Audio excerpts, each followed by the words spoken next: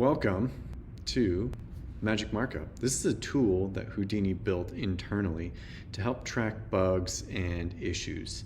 One of the things about creating software is that there's feedback, and there's easy ways to collect feedback and there are challenging ways to collect feedback. And email with images and text and images and text, that's a hard way to collect feedback. A PowerPoint with images and highlighted areas and circles and pointers, that's better than an email with everything in it, but it's still challenging. So how do you make it easy for feedback to come in that's contextual with something like a website where it's dynamic and things change and they're on different browsers, they're on different types of hardware, there's different dimensions that are happening, different zoom levels that are happening. So we built a platform to make that as easy as possible for all of our web-based projects, where we can give our client their staging link and say, hey, go to this site. Up in the upper right-hand corner, there's this button called MagicMarkup. You click that button, enter your contact information, we'll create an account for you, your password.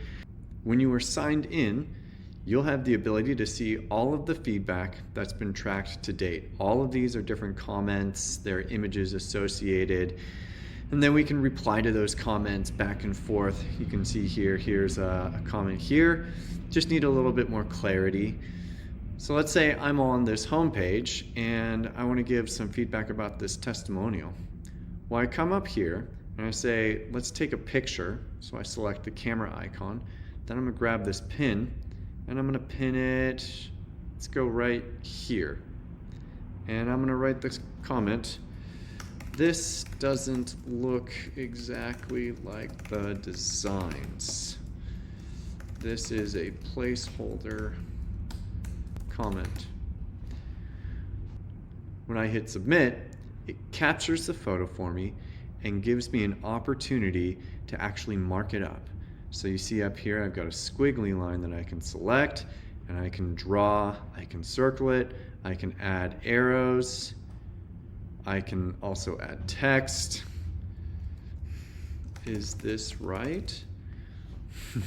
we can add circles, we can add shapes, delete it, I can undo certain things, I can redo, and then we can add more comments down below. And then when I hit submit, that goes into the list of the issues that are tracked up at the top here. If I need to reply, I can hit reply.